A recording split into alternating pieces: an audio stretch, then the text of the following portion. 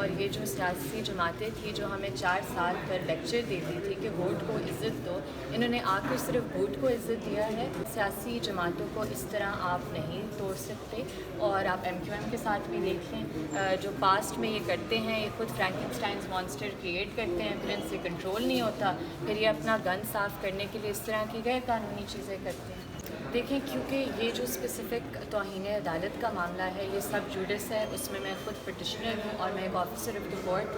On going matter ہے، اس پہ اسپیسیفکلی کامنٹ کرنا مناسب نہیں ہوگا۔ لیکن میں آپ کو یہ بات بتانا چاہتی ہوں کہ جو آئی جی صاحب کا اس کیس سے باہر کانڈکٹ رہا ہوا ہے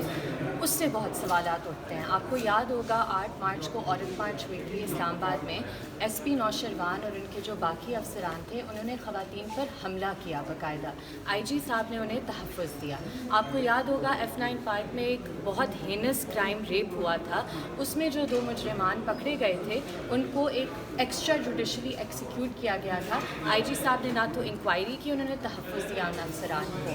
تو یہ ایک ریکرنگ فنومینا ہے۔ ابھی ریسنٹلی آپ دیکھ لیں، علی افضل ساہی کو اریسٹ کیا تھا، اسلام آباد پولیس نے ڈینائی کیا اور ویڈیو آ گئی۔ تو جھوٹ بولنا تو ان کے اور ان کے افسران کا کام ہے، اور ان جس تکبر سے یہ پیش آتے ہیں کہ جی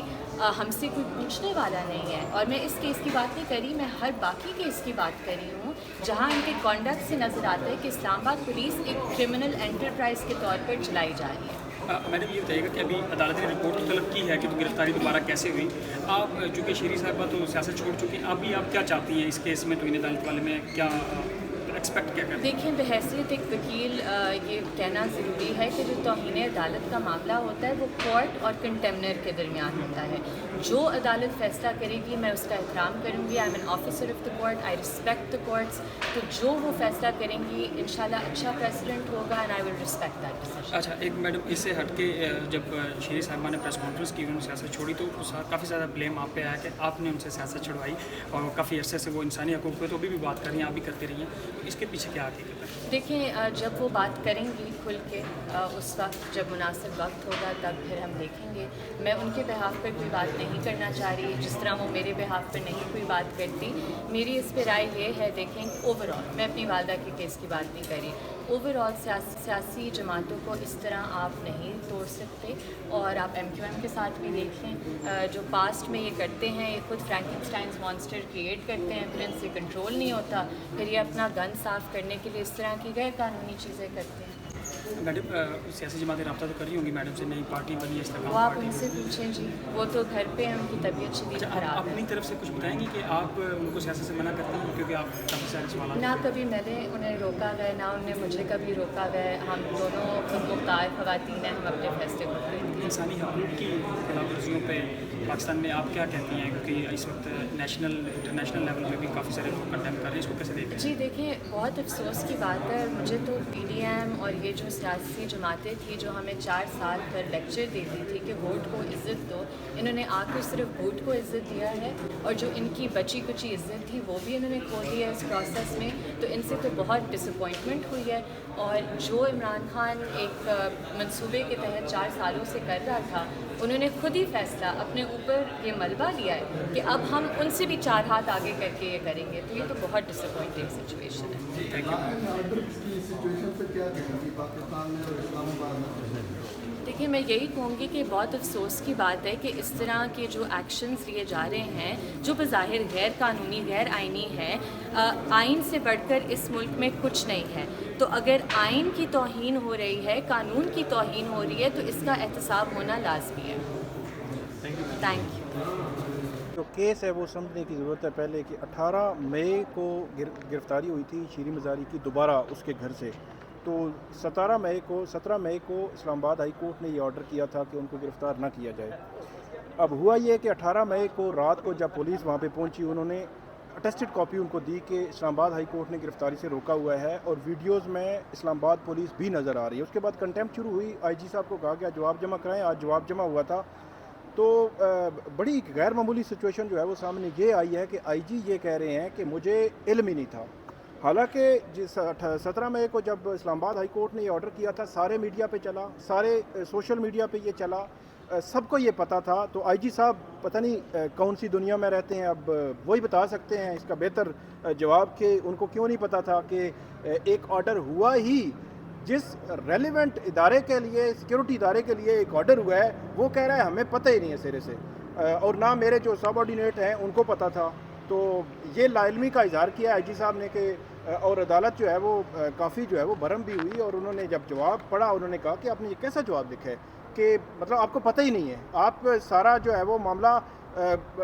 ایک عدالت نے ایک بڑی امپورٹنٹ بات یہ کی ہے کہ جو پنڈی کا ڈی سی ہے اس کو آرڈر تھا کہ ایم پی او کے تحت شیریں مزاری کو گرفتار کرے. آپ نے پنڈی کے ڈی سی کے آرڈر کو اسلام آباد ہائی کورٹ کے آرڈر پر فوقیت دی ہے,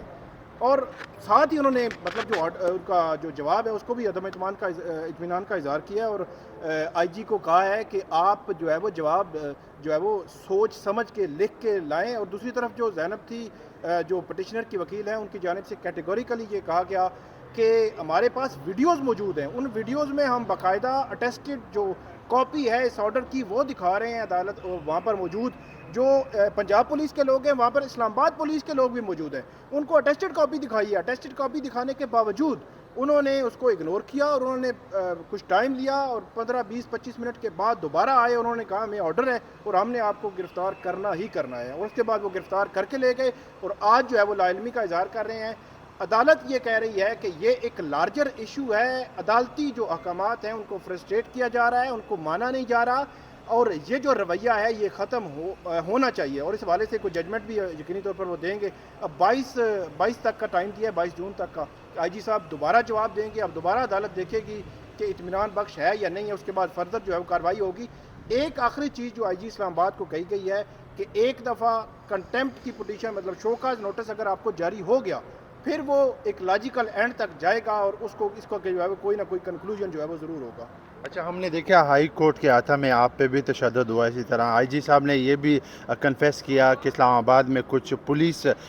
کی وردی میں جو لوگ ہیں وہ پھر رہے ہیں, گینگ ہے, وہ لوگوں کو کڈنیپ بھی کر رہا ہے, تو اس پہ آپ کیا کہیں گے؟ جس وقت مجھ پر یا میرے کولیگز پر یہ تشدد ہوا تھا تو اسلام آباد ہائی کورٹ اگر اس وقت کے جو اے سی تھا اس کے خلاف اور جو پولیس اہلکار تھے ان کے خلاف ایکشن لیتی تو آج اسلام آباد کے ججز, اسلام آباد ہائی کورٹ کے ججز کو نہ یہ کہنا پڑتا, نہ اس پہ افسوس کرنا پڑتا. جب ایک ایک کیس کو آپ اگنور کریں گے تو پھر جو آپ کے عدالتی احکامات کی یہ خلاف ورزی ہوتی رہے گی. اس وقت بھی ہم نے جو چیف جسٹس ہیں ان کو بھی یہ ریکویسٹ کی تھی, مختلف عدالتی فورمز پر بھی گئے, لیکن اس وقت جو اسلام آباد کی جوڈیشری ہے,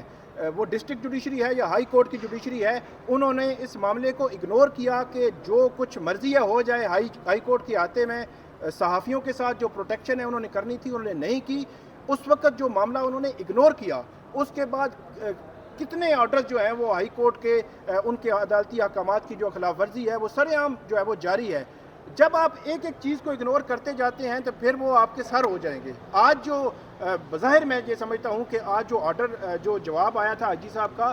وہ بڑا جو ہے وہ افسوسناک ہے. میں یہ کہتا ہوں کہ اگر یہ معاملہ جو ہے وہ لاجیکل اینڈ تک نہ پہنچا تو ہائی کورٹ یہ یاد رکھے اس کے بعد بھی ان کے آرڈر جو ہے وہ اسی طرح ان کے احکامات جو خلاف ورزی جو ہے وہ ہوتی رہے گی, اور اس وقت بھی یہ ہوتا تو آج یہ دن جو ہے ہائی کورٹ کو نہ دیکھنا پڑتا. ٹھیک ہے,